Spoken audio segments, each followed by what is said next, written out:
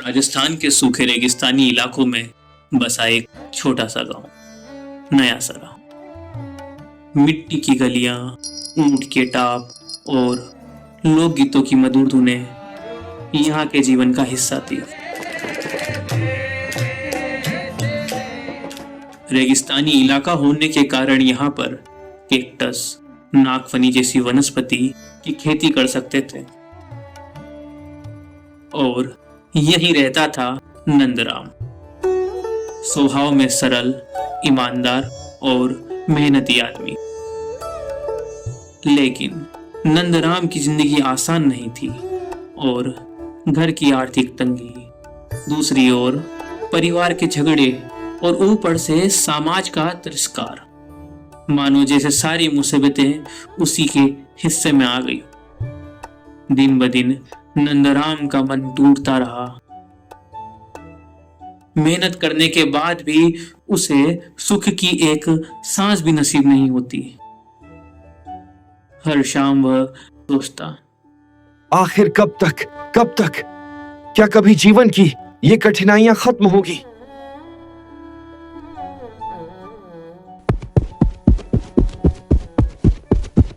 अरे सुनो सुनो, साधु महाराज अपनी यात्रा से लौट आए हैं। जिसको मिलना है वो उनसे मिल सकता है।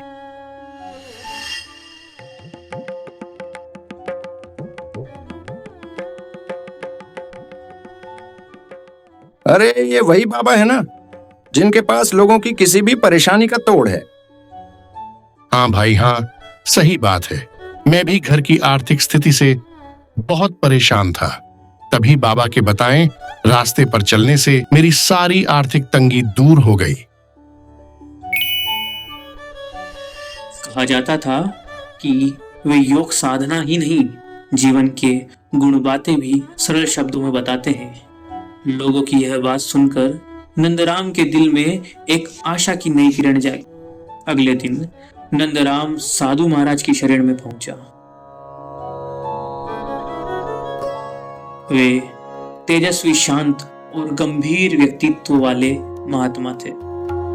नंदराम ने उनको नमन किया और अपने दिल की सारी पीड़ा कह डाली। साधु महाराज ने कुछ देर गहरी चुप्पी साधी और बोले, नंदराम, आज रात तुम्हें हमारे ऊंटों की रखवाली करनी होगी।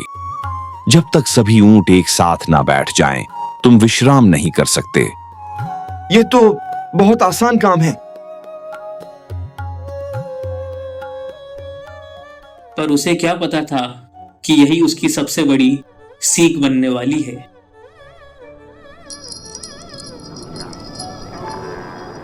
रात ढली, रेगिस्तान की ठंडी हवाओं के बीच बहुत सारे ऊंट खुले मैदान में खड़े थे। नंदराम पूरे जोश से एक एक ऊंट को बिठाने लगा। लेकिन जैसे ही वह किसी ऊंट को बैठाता तो दूसरा खड़ा हो जाता। यह सिलसिला चलता रहा। रात दर रात, पल दर पल उसके चेहरे पर थकान, आंखों में बेचैनी और दिल में हताशा बढ़ रही थी। लेकिन सभी ऊंट एक साथ कभी नहीं बैठे।